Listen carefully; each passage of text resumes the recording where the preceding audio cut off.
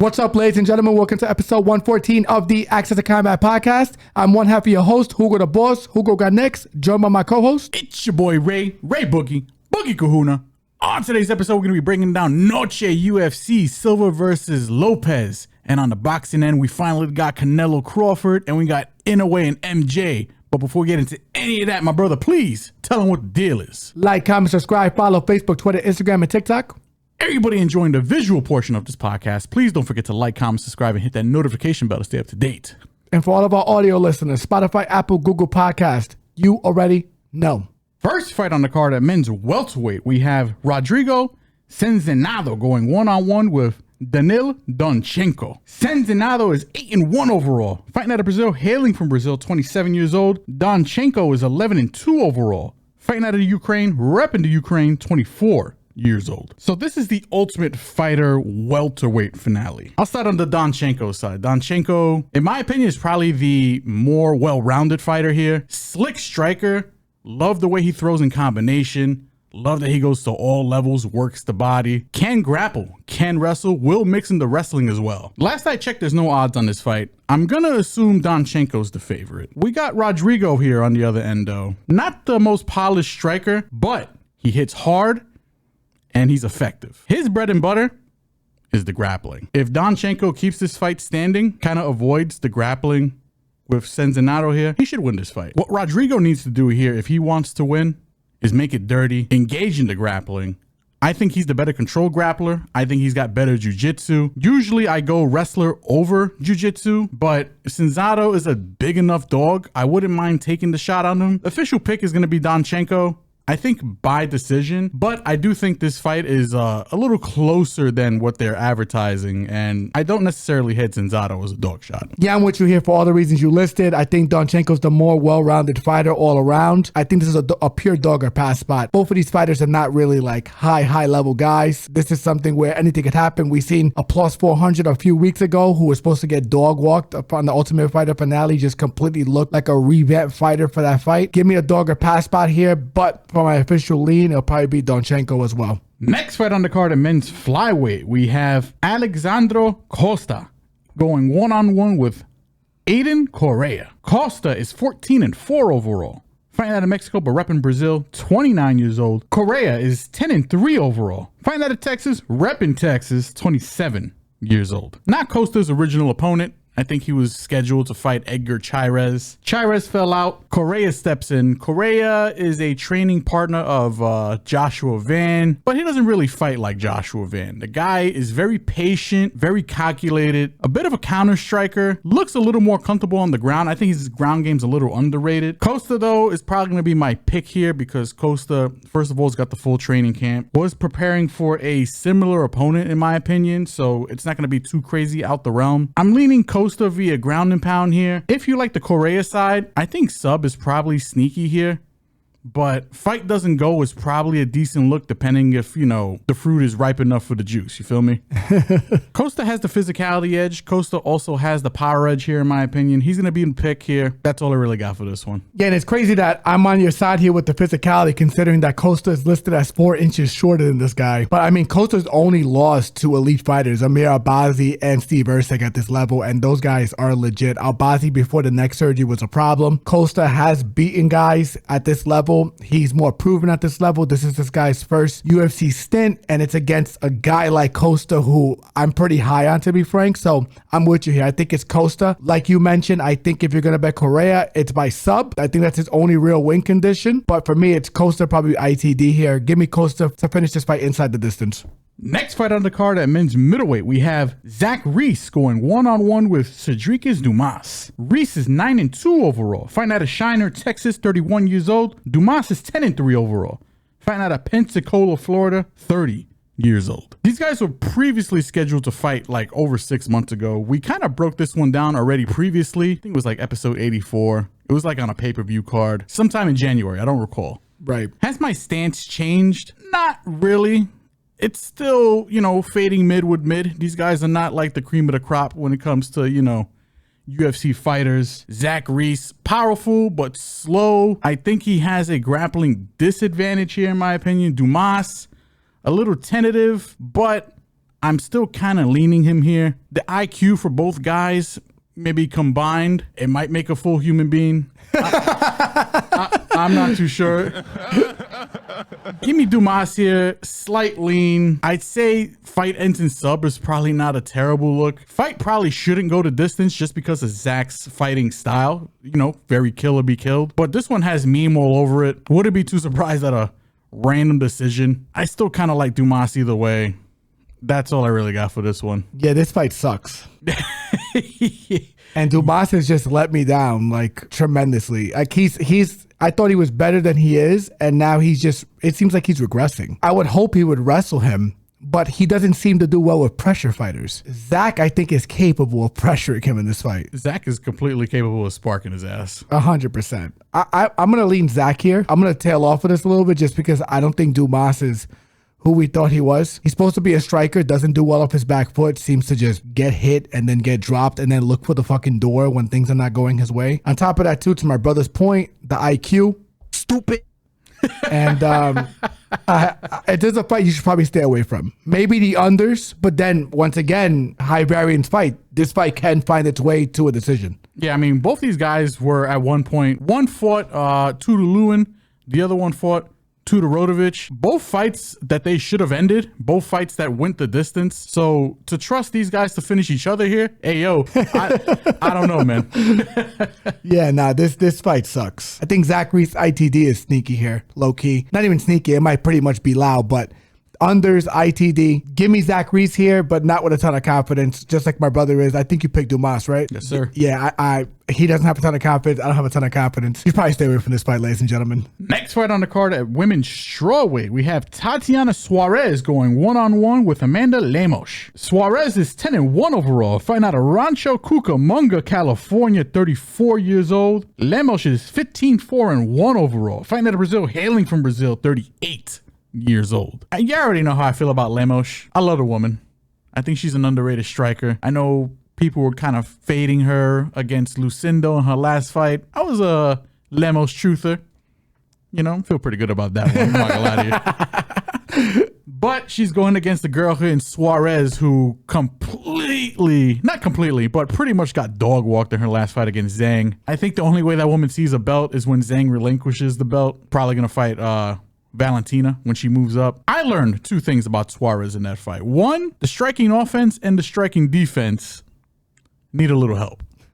2, the girl's cardio isn't that great, especially when you push her. I'm not saying Lemos don't got a chance here, because I think if you take, like, Lemos' kryptonite is if you take her down in the middle of the ring. If you take her down towards the cage, she uses the cage. She has decent getup. She looked pretty decent against Jandiroba until Jandiroba eventually took her arm. Looked pretty good against Mackenzie Dern. Stopped a lot of Lucindo shit. Also looked good against Zhang. She looked good against Zhang in terms of durability. Right. She kind of got dog walked in that one, but she was also throwing up submission attempts too. And the woman is very, very hard to finish. She has a nasty ninja choke and a nasty guillotine. Fight ends in sub is probably the look for this particular fight, but Suarez, I mean, I feel like they're trying to hook her up here. I think this is a fight that she should win. Don't fuck around. Go straight to the wrestling. Take her down. I think she can get Lemos out 2nd round sub. I agree. Same way Jandiroba did. This is her fight to lose. I am picking Suarez here, but fight ends in sub. Lemos sub, if it's crazy wide, I don't hate it either. But Suarez sub is kind of where I'm leaning. Yeah, I'm there too. And I think the only thing you have to question about Suarez is where's her mental at and what's her aura like after getting her ass whooped the way she did in her last contest. Honestly, like, Amanda Lemos does have a good guillotine. Amanda Lemos does have a great ninja choke. I mean, she had Zhang almost dead to rights in that thing from the bottom, right? It was tight as fuck. Just Zhang just muscled her off and started beating on her face. Pause, you know? So, hey. You know, I just feel like if the sub for Lemos is wide enough, I agree it's a sprinkle. But if you're asking me, I think Suarez gets this done inside the distance. I think she subs her 2nd round, 3rd round. The ICDs plus money play that instead, just in case she knocks her out with punches. But give me Tatiana Suarez ICD here, be a sub. Next fight on the card at men's middleweight, we have Chicho Jose Medina going one-on-one with Thunder Duško Todorović. Medina is 11-5 overall. Fighting out of Bolivia, repping Bolivia, 34 years old. Duško is 12-6 overall. Fighting out of Serbia, repping Serbia, 31 years old. This fight is a fucking weird one, in my opinion. Duško is the favorite. He probably should be the favorite. That's kind of wild in the year of our Lord 2025 that Duško is a favorite against anybody. But he is. I think he's, I mean, if you had to ask, he's probably the slightly more polished MMA fighter here. Medina, I love Medina. The dude's got heart. The guy's a bit of a punching bag. Tougher than a $2 steak. Tougher than an old leather boot. I don't know. Tougher than nails. The dude's fucking tough. I mean, it took Gutierrez, right? What's his name? Atepa Gutierrez? Yeah. To clean his shit out. And that guy is just mini Ngannou. And you want the real, that was a questionable stoppage. Yeah, I mean, he didn't knock him completely out. I mean, he did put him on his ass, though. But Medina was recovering his guard, and I think it might have been Jason Herzog jumping in early because he had the under. but listen, Medina's a dog. Medina can throw. He'll stand in the pocket. And listen, like I said, Duško with his chin should not be as big of a favorite as he is. He is the side. I will pick him, but I don't hate a dog shot of Medina low key. That's pretty much the breakdown. What do you got for me, brother? Yeah, I'm with you here. He said he got minus 330 on some books. Like, that's absurd. Duško should not be anywhere remotely close to any kind of heavy minus money against anybody at this level. 2-1 I get. 3-1 is kind of nuts. That's nuts. And you got Medina, who can wrestle, by the way, which is why we try to fade him against, fade Coria against him, because we thought he could go to it. I mean, dude, Duško, you start making him work, he starts panicking, he starts looking for the fucking door, man. And the chin's made out of porcelain, bro. So, I mean, I trust Medina to be a bigger dog in there fighting for that last bone of steak in the woods as opposed to Duško. You know, Duško needs to go to the disco and hang it up. But I just don't, you know, as the Green Goblin said in Spider-Man, you know, what do we attack first? His heart. You know what I'm saying? His heart. We attack the heart. Like, he kind of looks for the fucking door when things are not going his way. And don't get me wrong. I mean, Duško has been implementing more grappling in his game, which should help him and save his chin.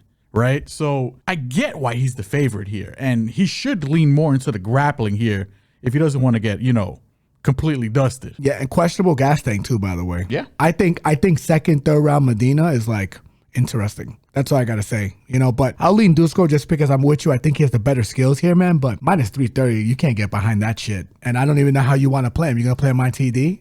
Is he gonna stop Medina? I don't know, man. Medina, great chin, good durability, presses forward. Medina might be a live dog play here, man. Because, you know, Duško. Can't fuck with him. Sorry. Give me Duško as the lean here, but give me Medina as a possible dog shot come fight night. Next fight on the card at men's lightweight, we have the Prince of Peru, Claudio Puelles, going one-on-one with Neto BJJ, Joaquim Silva. Puelles is 12-4 overall, fighting out of Peru, repping Peru, 29 years old. Silva is 13-5 overall, fighting out of Brazil, repping Brazil, 36 years old. This fight is another kind of weird one to break down because Joaquim Silva, you know, Brazilian that likes to strike. His name is Neto BJJ. He does have BJJ, but he doesn't really go to the BJJ as much as, you know, you would think the nickname applies, right? Right. Puelles here is actually the guy who really wants to go to the jiu-jitsu as fast as possible. A leg locker. You know how I feel about leg lockers. At your own risk, you know what I'm saying? Surprising coming from a guy from Peru, by the way, because jiu-jitsu in Peru is not as advanced as it is here in the States or even in Brazil, right? So surprising that you have a jiu-jitsu artist from Peru.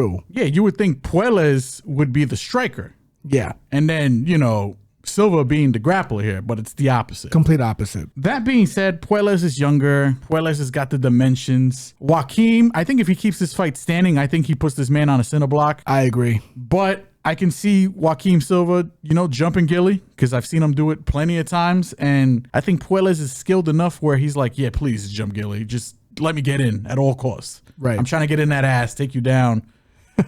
And fuck you up, right? I mean, that's what he wants to do. But then I could also see a world where Puelles goes for leg lock, Joaquim just turns around and just fucking straight ices the man into oblivion. So it was like, yeah, the fight's weird. I'm gonna lean Puelles here to kind of like make this one a little boring. I don't think anybody really subs anybody here. So Puelles by decision, a boring decision, kind of feels like, you know, that's just the vibe I'm getting from this one. I'm rooting for Joaquim to smoke him, but Puelles is going to be the pick here for me tentatively. What about you? Yeah, this fight's interesting for a lot of reasons. Joaquim Silva can wrestle, dude, like at a high level. Like he He was actually wrestling pretty well against Arman Tsarukyan in their contest. Actually landed damage on Arman Tsarukyan, even though Arman a little bit of a questionable chin. Let's just put that out there. But I just feel like Puelles, he should be able to work into his leg lock game, and I think Silva would invite it, but Silva can fucking grapple, man, and that's what I'm saying. This fight's super interesting. I'm gonna lean Silva because he's the more well-rounded fighter, but man, not with a high degree of confidence. This fight's lined up to pick him. There's a reason for that. I don't think a lot of people, including Vegas, has a great read on this fight, but I'm gonna lean Joaquim Silva just because he's the better all-around fighter. But if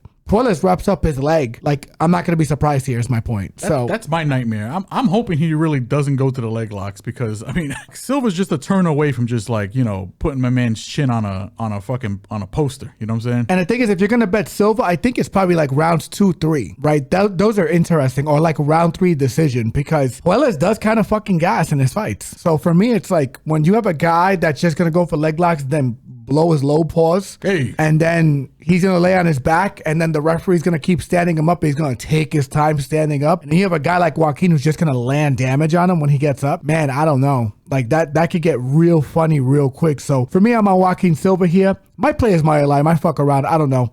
We'll see. Follow us on all social media platforms and find out closer to fight time. I want to see these guys on the scales. I want to see these guys face off, and then we'll have more of a definitive answer for you. But for the official podcast leader, it's gonna be Joaquim Silva here. Next fight on the card at women's bantamweight, we have the debuting Golden Girl, Alice Pereira, going one-on-one with the monster, Montserrat Rendon. Pereira is perfect. 5-0, fighting out of Brazil, hailing from Brazil, 19 years old. Rendon is 6-1 overall, fighting out of Mexico, repping Mexico, 36 years old. This fight is very funny and very low level. I'm going to be completely honest with you guys. I'll start on the Alice Pereira side. Let's give you some fun facts and let's just get the shit out the way. Not related to Poetan, but is the youngest women's fighter to be signed to the UFC. The record says 5-0, but if you look at the Tapology, she has 6 wins in a row. One fight is ineligible for some particular reason. I don't know. Maybe some padding. A little weird. There's another fight that's got a little bit of a warning here in terms of documentation. They don't really have a clear-cut picture on that fight. I don't know. The record's fraudulent. A bit fraudulent. We'll just say that. I'll get all the negatives out the way. The record's a bit fraudulent. She has been beating up a whole bunch of Brazilian baristas and, you know, nursing aides. Oh my God. On her way to getting signed here. She is 19, so it's like she's not really fighting the creme of the creme, right? Right. She's still very green. But from the 2 fights that I can find on her in a highlight package, she's got decent striking. She throws in combination. It looks like she hits pretty fucking hard. She's got some jiu-jitsu trips. I've seen her attempt a shot or two, take her opponents down, get on top, beat them up. She looks like she has some tools to work with here. Now she's making her UFC debut here against Rendon, a woman who is very slow on the feet. Very. Swings like she's under fucking water. Yep. Very hittable, but Rendon can grapple. Rendon, tough as nails. She's like Timu Lauren Murphy without the hands, right? She's going to walk forward. She's going to pressure Pereira. She's definitely going to get hit a bunch. I think they're trying to set up Pereira here with a nice cushy UFC win. This is probably the easiest fight they can possibly give her. I think Pereira should win. I'm assuming ITD. I think that's what everybody in the UFC wants. Or decision, because Montserrat she's tough. She's durable as shit, man. But I don't hate a Rendon by decision look, only because we just don't know that much about Alice. Just keep it a buck. Don't know if she gasses. Don't know how the wrestling looks, her defensive wrestling looks. Low level fight. Pereira's the side. Rendon is a possible play. Should you bet this fight? Just remember, ladies and gentlemen, this is a very low-level women's MMA fight. Proceed with caution. That's good advice. That's pretty good advice. I'll say Pereira by decision here just because Montserrat is so fucking durable, but I'm with you. There is a possibility for a stoppage here. I just don't see it because of Rendon and her ability to cage push and keep herself out of trouble when she's absorbing damage. But I'm with you here. I think I'm going to lean decision here for Pereira, but I'm with you. I think this fight is, it's a doozy. It's not a UFC fight. This should be like an LFA fight or something. But I mean, not even low key. Like that's a lot of credit there. Yeah. You know, so this is a bad one. Rendon, I've never been high on. There's a fight you should probably stay away from. I'm going to lean Pereira by decision here, but probably shouldn't bet it. To my brother's advice here. So 1-800-GAMBLERS, reach out when you need to, you know, have a conversation, make sure everything's all right, you know. So, but watch me find a way to bet this fight. Alex Pereira by decision, ladies and gentlemen. Next fight on the card at men's flyweight, we have Jesus Aguilar going one-on-one with Luis Gurule. Aguilar is 11-3 overall, fighting out of Mexico, repping Mexico, 29 years old. Gurule is 10-1 overall, fight out of Inglewood, Colorado, 31 years old. I think this fight's going to be a fun fight, a low-key banger, a little more probably grappling intensive than, you know, the average flyweight fight. I think Aguilar is really going to push the pace here. That's kind of Aguilar's game. He just wants to get in on the body. I mean, the self-proclaimed guillotine king, the Gilly King, whatever the hell he wants to call himself. That man will jump Gilly. I mean, I think he has like 6 guillotine wins. He has a good guillotine, ladies and gentlemen. He has a very good guillotine. Gurule, I think he's a decent fighter. Was an underdog in his Dana White Contender Series fight. Showed that he has very good get up, underrated wrestling, decent takedown defense, decent hands for a guy who's a Division II wrestler, if I remember correctly. Also like the way he throws his kicks.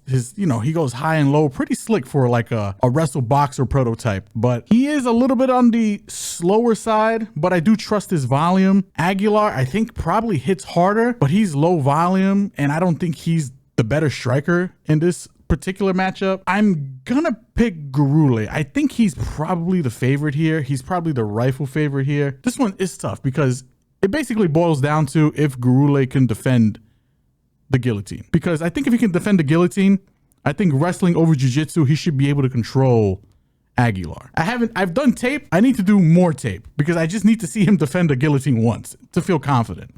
I think he can though. I'm leaning Gurule here, probably by decision. Aguilar, if he's very wide, if his ITD props are very wide, that's probably somewhere I might entertain, might look at, but that's all I really got for this one. Yeah, I'm with you here. I think Gurule is a more well-rounded fighter. I'm with you on the decision. Aguilar's only been stopped by Tyra at this level. So for me, this is an easy one. I think it's Gurule by decision. I think he can defend the guillotine. I think he can mitigate a lot of what Aguilar wants to do on the floor with his jiu-jitsu. Gurule is going to be the bigger guy in there. I think he's going to be a more physical guy. Give me Gurule here by decision. Next fight on the card at men's bantamweight, we have the debuting Santiago Luna, a.k.a. Border Boy, going one-on-one with Bang Quang Lee. Luna is perfect. 6-0, fighting out of Mexico, repping Mexico, 21 years old. Quang Lee is 9-2 overall, fighting out of the Brooklyn Center, Minnesota, but repping Vietnam, 33 years old. Border Boy is crazy work. Yeah.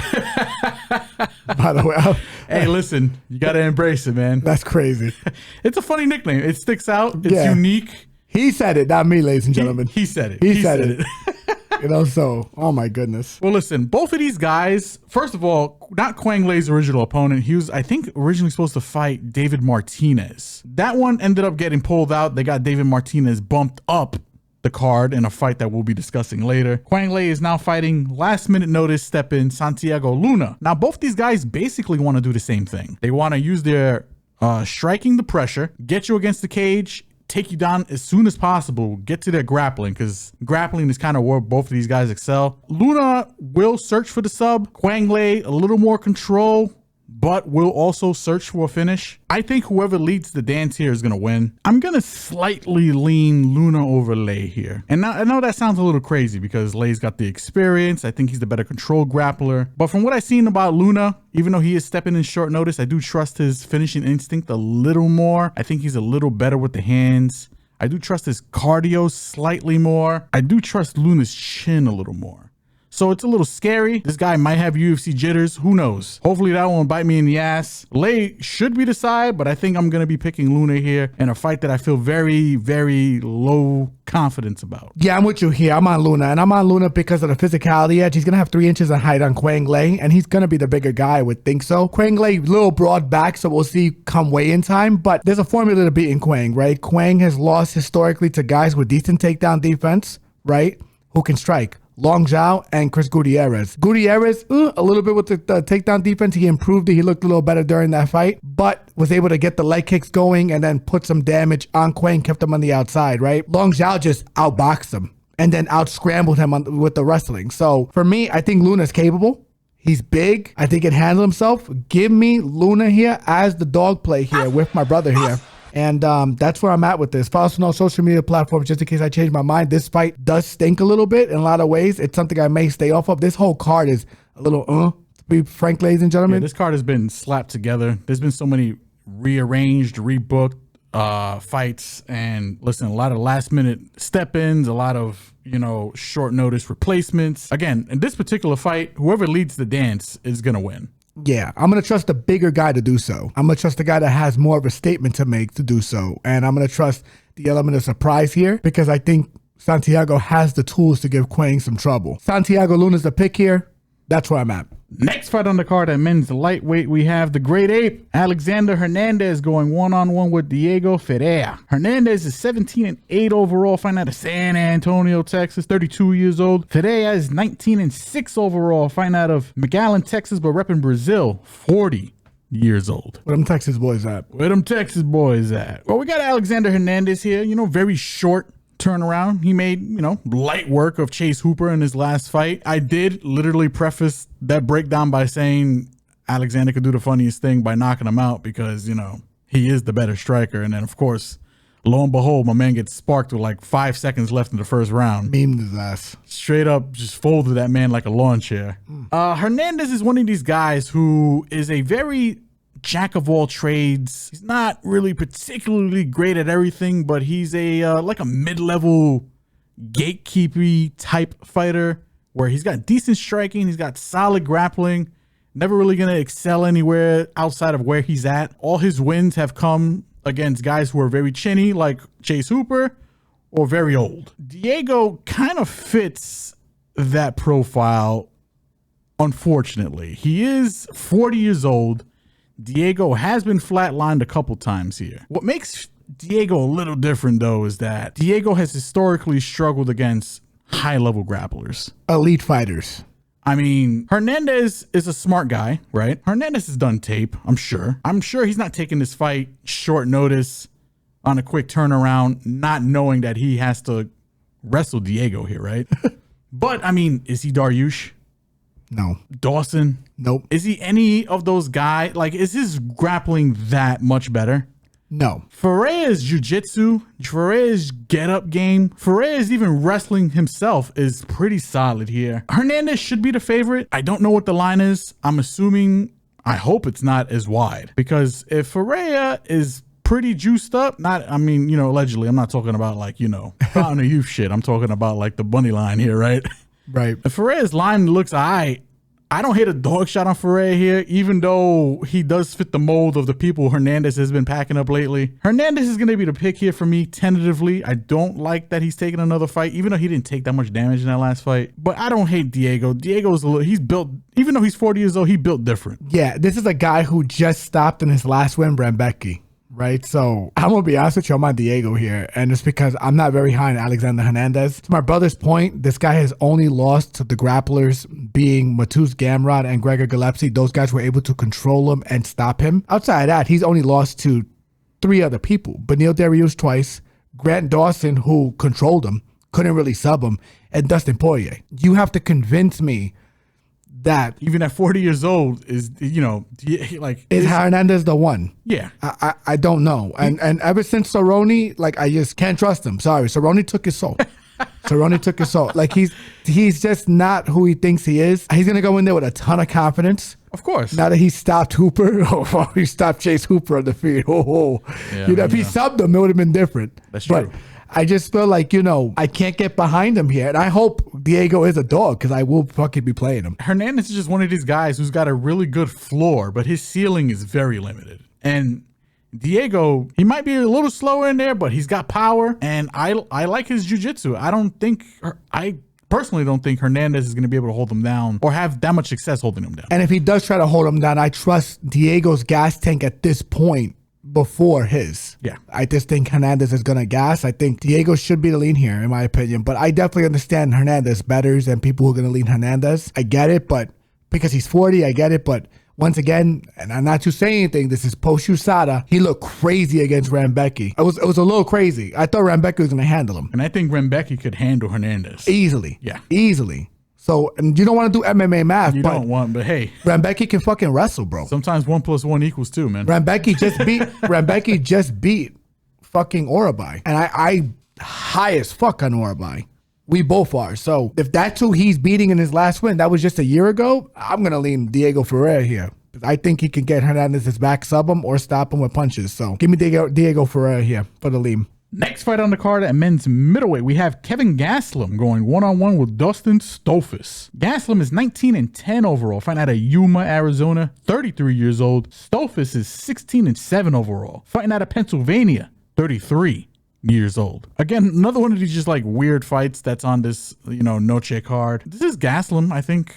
Not all day, every day. I think this is his fight to lose. He's definitely the better striker here, in my opinion. By far. Don't get me wrong. Stolfus, not the greatest fighter, but he has been improving. He has been showing a little more oomph in his game. This is Kevin Gastelum. I think there's just levels. Gastelum's biggest concern here is whether or not he fucking makes weight. Which is sad, yeah. We could have another Pooh Bear, or what's homeboy's name? The Butcher. Brandon Battle situation. Brian Battle. Brian Battle. My apologies. My man got cut. We already forgot his name. Yeah, fuck him. We can have another situation like that where Gastelum is here, hey, this fight's at 185. My man walks in at 191 and he just sorry, Stolfus, And then ends up getting cut or whatever the fuck here, right? That's the biggest concern I have about Gastelum here. He should be able to handle any kind of wrestling that Stolfus throws his way, I think. This is Gastelum KO or decision. I could see a late round stoppage. Leaning more decision though, but I guess Stolfus has a head kick, maybe. Or maybe his grappling's just godlike. I don't know, maybe he's just D1. Low key. I don't know. But this is Gastelum for me. I'm with you here. I'm on Gastelum, man, but this fight stinks. Dude, I feel like this is a get nice fight for Gastelum in some ways because, yeah, you put our boy Joe Pyfe over. It's almost like professional wrestling where you gave him the rub. Yeah. But then it's like, Dustin Stolfus, I can see him wrestling him here and controlling him. Yes. I don't know, man. I'm with you. I'm with you. I don't know. Listen, I'm not comparing Stolfus to Sean Brady.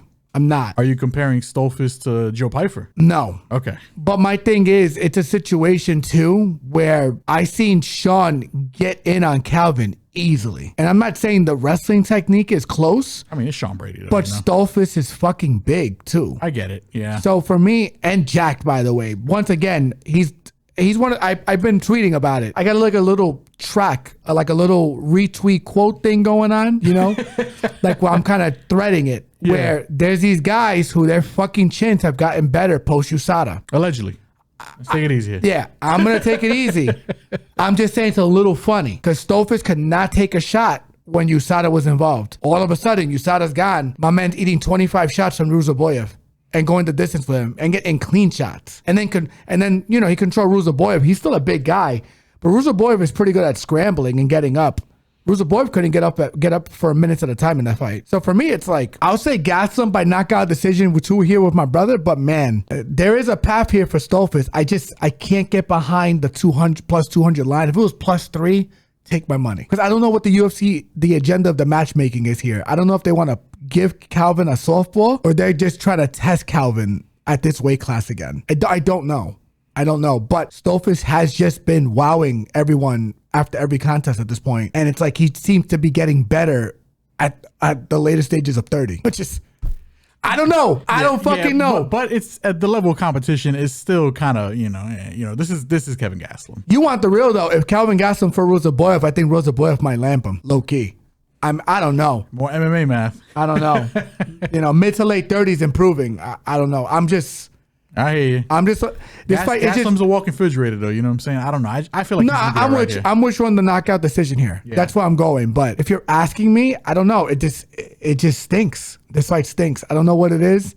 I might wind up betting it. I'm not gonna lie to you, but I feel like capping Stolfus fights are getting more and more difficult. They are. So for me, give me Calvin Gastelum by knockout decision. But man, we'll see what it comes down to close to the fight time. Next fight on the card at men's lightweight, we have Jared Flash Gordon going one-on-one with gifted Rafa Garcia. Gordon, 21-7 overall, fighting out of Queens, New York.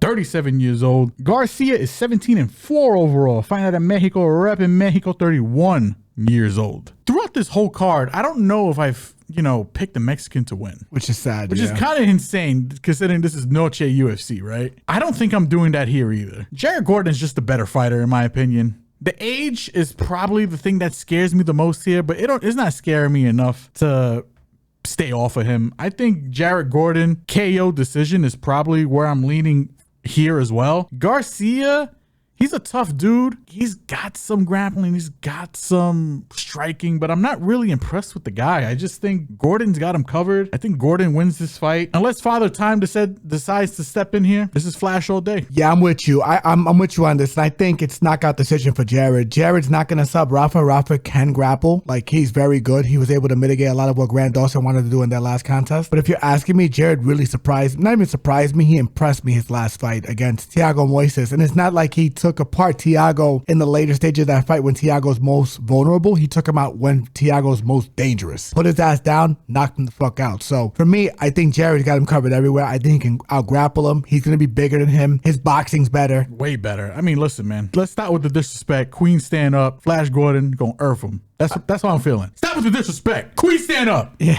Queen stand up. Yeah, I'm with you here. I just think Jared's got him covered everywhere. I'm 100% with you. So give me Jared Gordon here by knockout decision. He might be a parlay piece, ladies and gentlemen. So follow us on all social media platforms as usual. Next fight on the card, and is currently constituted the co-main event of the evening at men's bantamweight. We have Rob Font going one-on-one with the Black Spartan David Martinez. Font, 22-8 overall, fighting out of Boston, Massachusetts, 38 years old. Boricua. Martinez is 12-1 overall, fighting out of Mexico, repping Mexico, 27 years old. Not Rob Font's original opponent, not David Martinez's original opponent.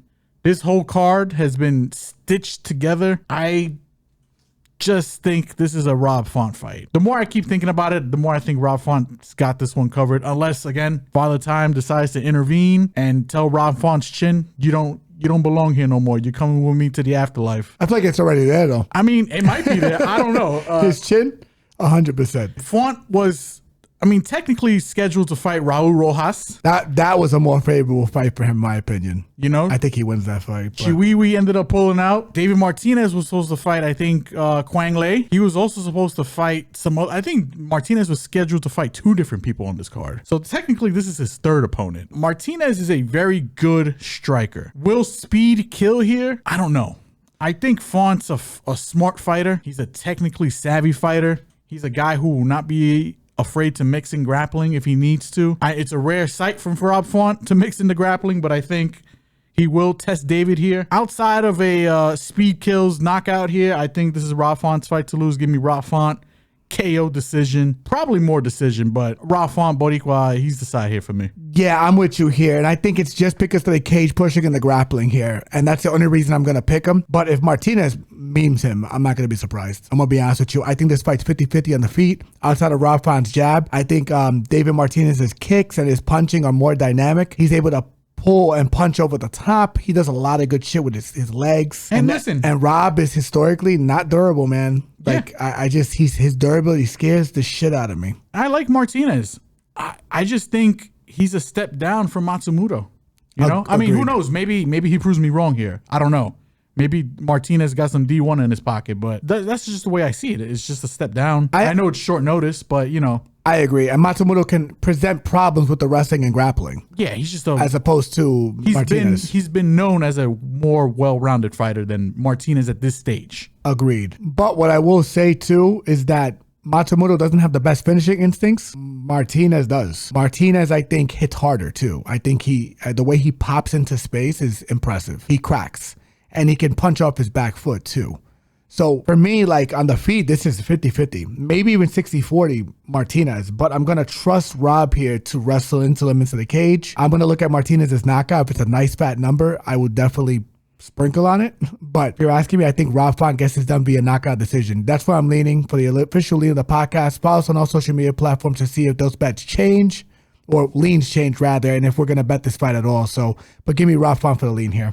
Next fight on the card at men's featherweight and has currently constituted the main event of the evening. We have Diego Lopes going one-on-one with Lord João Silva. Diego is 26-7 overall. Fighting out of Brazil. Actually, no, fighting out of Mexico, but repping Brazil. 30 years old. Lord Silva is 16-2 overall. Fighting out of Sao Paulo, Brazil. Repping Brazil. 28 years old. Probably the most interesting fight on this card. Just happens to be the main event.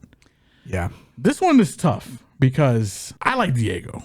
He's going to have the size advantage. I think he's going to have the reach advantage. He's going to have more experience. He's going to have the jiu-jitsu. But João Silva is just like this fucking puzzle that like I just haven't been able to like solve, because he just does things that he shouldn't do. The man's got fucking absolute dynamite for hands. Looks like he's got a little bit underrated grappling jiu-jitsu himself. Very calm, very psychotic in there. Yeah, he doesn't panic, dude. Unpredictable. Like, I feel like he thrives in these kind of situations where it's like he just, I don't know, man. I don't know how to feel about this fight. I feel like it's probably dog or pass. It's probably Diego. I don't think he should be as big of a dog as he is, considering everything that's behind him. But João Silva KO decision, probably more KO, because Diego, again, good striker in his own right, but the guy's hittable. Yeah.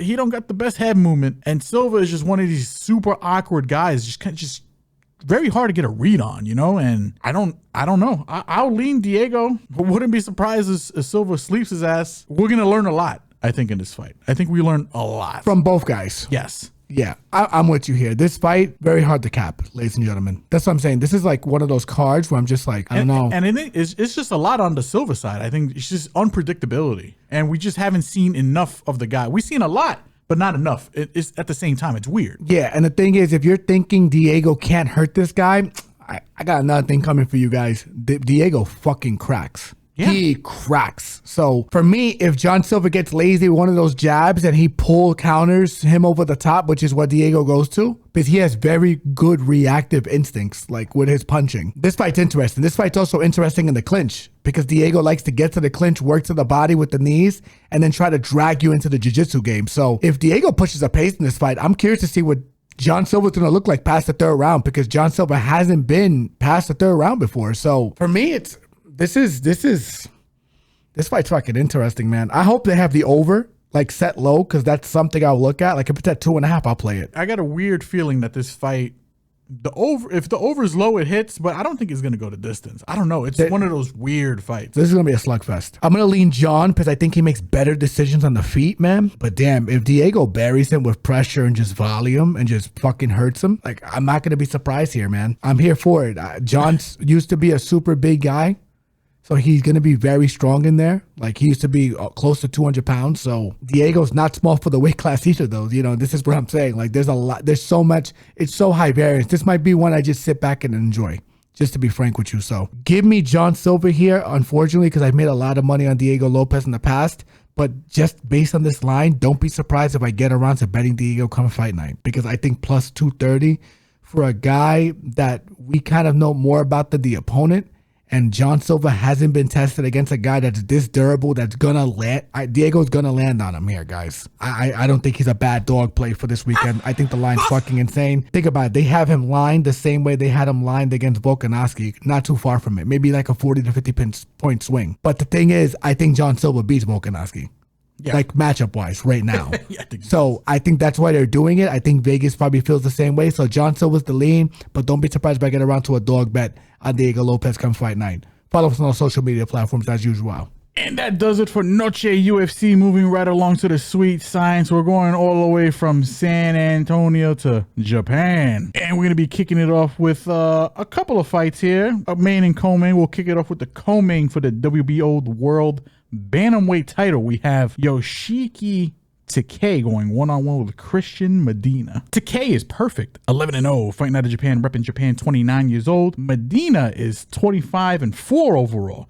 The challenger is fighting out of Mexico, repping Mexico, 25 years old. Yeah, so this fight is Takei to lose, in my opinion. Takei is a guy who can fight off his back foot, super explosive, has a kickboxing background, but has transitioned to boxing very well. He has decent punching power to discipline you. The only thing that worries me about Takei in this fight is his gas tank. I've mentioned it numerous times on this podcast. He has been dropped late in fights. I think that's a prop I'll be looking at. Medina possibly dropping him later in the fight, but I do expect Takei to probably win this via decision. Medina, very durable, walks forward. Problem with him is super low volume at times, doesn't know how to cut the ring off, but he has decent pop, and he has decent pop that carries throughout the fight. He has 25 wins, 18 knockouts, but I think Takei should be able to manage him deep into the fight and definitely in the beginning. Give me Takei here by decision, and give me Christian Medina by a possible knockdown, if at all, depending on if the money line, or the line on it, rather, not the money line, the line on it is juicy enough. If it's like a plus 400 or 500 number, sprinkle a quarter unit. But I do think there's a possibility Medina can get him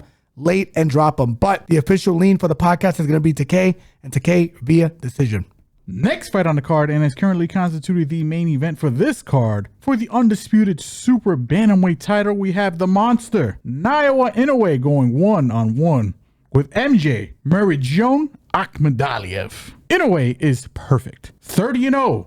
The champion is fighting out of Japan, repping Japan, 32 years old. Akhmadaliev is 14-1 overall. The challenger is fighting out of California, but repping Uzbekistan, 30 years old. Yeah, so this fight's been a long time coming. Inoue has been the undisputed champion this weight class for a while, and he's just trying to fight all the contenders before he leaves because he is a true motherfucking champion. This is a fight that's super interesting just because this is probably his biggest contender in this weight class. I think after this fight, he's probably going to move up. Akhmadaliev, slow plotter, low-key. What he makes up for with his slow plotting is his timing. Doesn't have like the fastest hand speed, but has good power. Inoue known to be historically chinny, to be frank. Early on, too. Especially early on. Do I expect Inoue to have a different game plan relative to his last contest? Yes, I expect him to be a little bit more respectful and a little bit less eager to get the fight going. But if you're asking me, I think Inoue is going to be able to break this guy down and stop him. I'm going to be honest with you. I think Inoue's speed, especially since he's moving up from a lower weight class, his jab, his right hand,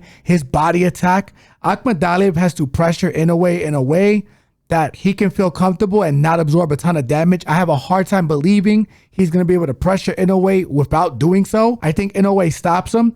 Akhmadaliev, like the last fight, I do expect that there will be a prop for Akhmadaliev to possibly knock down Inoue. I will be playing that shit because Akhmadaliev can crack. He has 14 wins, 11 knockouts. He has one loss to Puelles, but we can't do boxing math here because even though he lost to Puelles and Inoue stopped Puelles, I feel like this is just a different style matchup. Akhmadaliev does present some problems, but I do expect Inoue to solve the puzzle and get him out of there between the mid to late rounds. Give me Inoue by knockout. I'll say mid to late rounds here. I think there's going to be a little bit of respect in the filling out process at the beginning of the fight. And I think eventually Inoue breaks him down and gets him the fuck out of there. Don't agree with the line at minus 1100 because anything can happen in boxing, especially with a big puncher like Akhmadaliev. Inoue's sitting at minus 1100 right now. So if you want to sprinkle on MJ here, I am not fucking mad at it. Particularly by a KO. Yeah.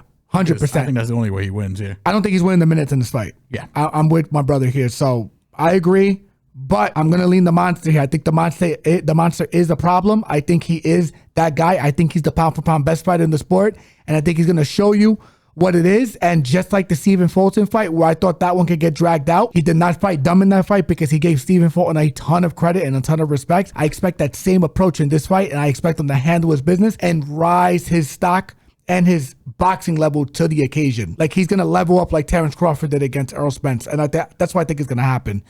Give me Inoue by knockout mid to late rounds here. Moving right along from Japan to Las Vegas, we have a quartet of fights here that we're going to be breaking down from the newly, coronated Zuffa Boxing. We're going to be kicking it off with Sergey Buchachuk going one-on-one with Brandon Adams. El Flaco is 26-2 overall, fighting out of LA, California, but repping the Ukraine, 30 years old. The Cannon, Brandon Adams, is 25-4 overall. Also fighting out of California, 36 years old. Before I get into any of these fights, I want to preface this by thanking Dana White and Turkey for putting this card together. Please. There's 2 fights here.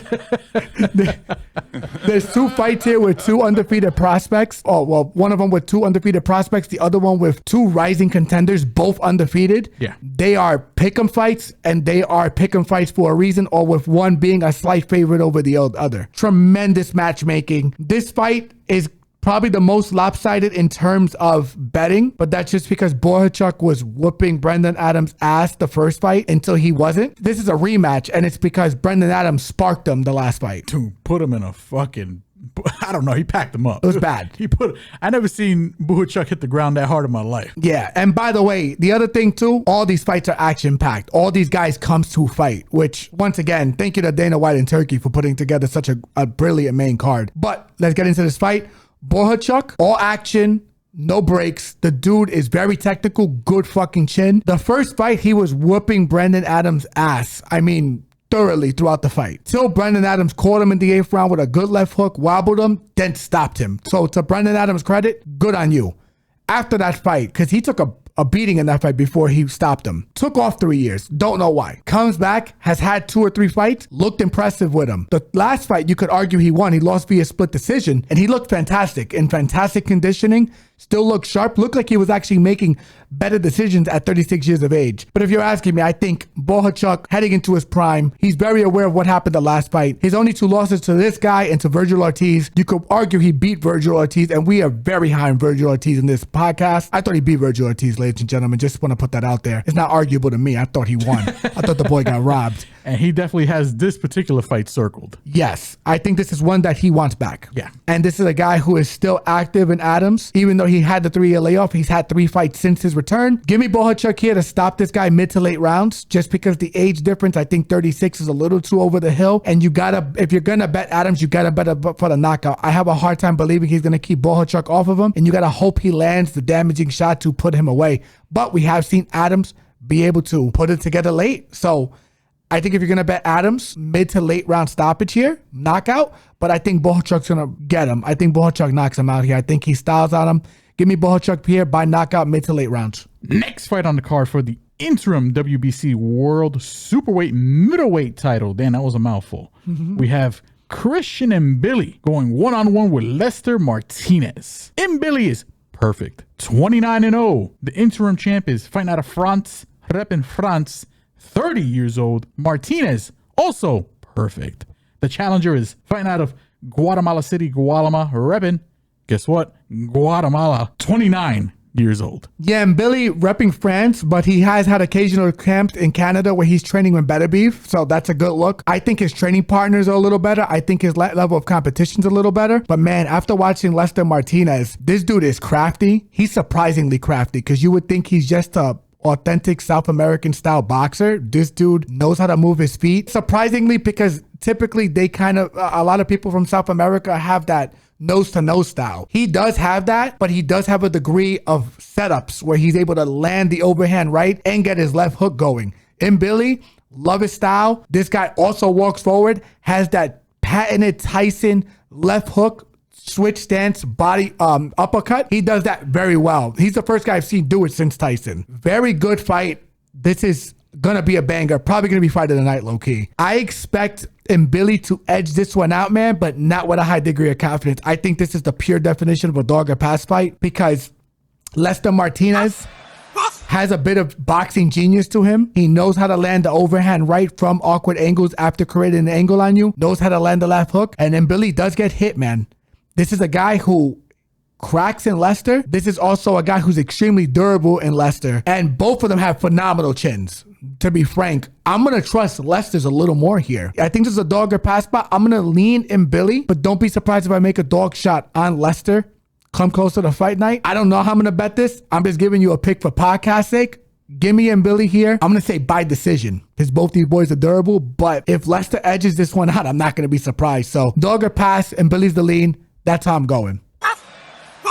Next fight on the card, and is currently constituted the co-main event of the evening. We have King Kalen Walsh going one-on-one with Ed Frezo, Fernando Vargas Jr. Phenomenal fight. Walsh, perfect. 14-0, fighting out of Hollywood, California, but repping Ireland, 24 years old. Vargas is perfect. 17-0, fighting out of Oxnard, California, 28 years old. Another great fight, ladies and gentlemen. And once again, credit to the matchmakers and whoever got this card together. Callum Walsh being the Dana White guy, the guy that he's trying to push, putting him on the co-main event of a Canelo Alvarez card. And that's probably the only reason I'm going to lean him here. Just because the promotion is what's behind him. But dude, if you're asking me, this is another dog or pass spot. Fernando Vargas is sitting at a plus 250. I believe Fernando Vargas is the best fighter that Callum Walsh has fought. And I think this is the best. And I'm pretty sure that Callum Walsh is the best fighter Fernando Vargas has fought. These guys haven't fought anybody, in my opinion, to their level. Or they fought a whole bunch of shot fighters. Fernando Vargas has underrated head movement, and he's an underrated counterpuncher. Callum Walsh does throw in combination here. This is a fight where I could see Callum walking into a big shot and getting clipped and dropped. I want to see what the knockdowns are in this fight. I've seen Callum Walsh get landed on by lesser fighters, but this is also another fight, once again, on the other side, where Fernando Vargas hasn't gone through as much adversity, but Callum is going to hit him here, and Callum has good power. So my goodness, I mean, this is it's such a good fight. I'm going to give you Callum Walsh as the lean. But once again, from a dog standpoint, I think it's a dog or pass spot. I do believe Fernando Vargas can land on him. Callum Walsh should win this. I would say, God, and this is another one. It's high variance, right? Because since these guys are matching up kind of as they're coming up, they have stopped historically most of their fights. But this is a fight that I can see going to decision just out of respect. Either way. And out of just like decision making in there. I don't think Callum's going to be able to get off on Fernando the same way he's gotten off on everybody else. And I don't think Fernando's going to be able to get off on Callum the way he's gotten off on everybody else. So someone could get murked here, but it could go to decision. My advice, stay off of it and enjoy it. I'm going to be honest with you. Got to see what the over-under set. That's why I'll make the play. But if you're asking me, guns to the head, I'm going to lean Callum Walsh here, but don't know how. Like, that's where I'm at. Follow us on social media platforms close to the fight. Time to make a better decision for you guys. But honestly, I think this is a fight that I'm going to stay off of. So give me Callum Walsh, but not with a high degree of confidence. Definitely another dog or pass spot on this card.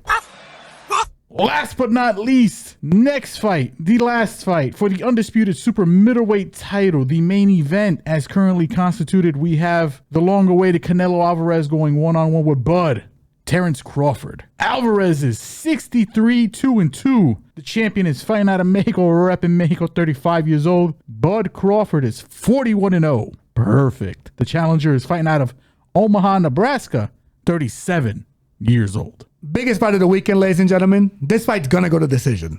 Just want to put that out there first and foremost. Canelo, historically durable, has gotten his defensive rolling as well as his head movement very well. Like, he's gotten it to an elite level. He's a very good boxer. Terrence Crawford, also an elite level defensive boxer. I have a hard time believing, as hard as Canelo's probably gonna hit in this fight, even if he breaks down the arms and the body of Crawford, I have a hard time believing he's gonna stop this guy. So I would say, first and foremost, this fight's going to decision. What I will say is, and I want to get my brother's commentary here too, I think Crawford is gonna outbox Canelo Alvarez in this fight. I don't disagree.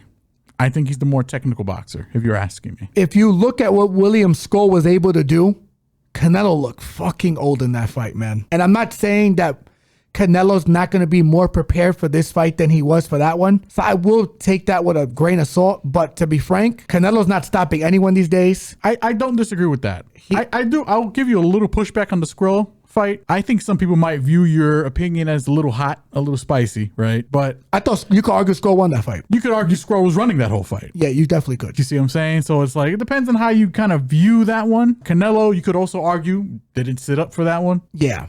It was just a fight to get to the fight because he needed the belt, right? Did he have to defend the belt, or did he had to reclaim it because the IBF stripped him? Yeah. So, because the IBF has this weird ranking system that he only wants to, I mean, they stripped Usyk, for God's sakes, at heavyweight. Who the fuck deserves the belts more than Usyk? But all right. But I do agree with you that Canelo, regardless of how he looked in that last fight, really hasn't been finishing anybody in his last couple fights. Even guys who he should have been packing up. He should have finished Berlanga. I mean, it's the Ryder. Yeah. You could go down the list. You know what I'm saying? It's been bad. Yeah. And one thing I'm going to say, too, in regards to this fight, the only thing that scares me off of a Terrence Crawford bet, well, not the only thing, there's two things. Canelo's been way more active than him. Crawford hasn't fought like in, a year and a half, That 2 man, years. he waits for several full moons before he decides to start training or boxing or anything. It's been pretty bad. It's been a long time. I'm not trying to shit on the guy. I shouldn't have left you. Yeah, he hasn't fought. Left you. He hasn't fought in a year. And I know what people are going to say. They're going to say, okay, look how he fought Madrimov. He is not fighting Canelo Alvarez the same way he fought Madrimov. No. Sorry. He's going to fight on his back foot. He's going to try and discipline him with the jab and the right hook, and the straight right, rather.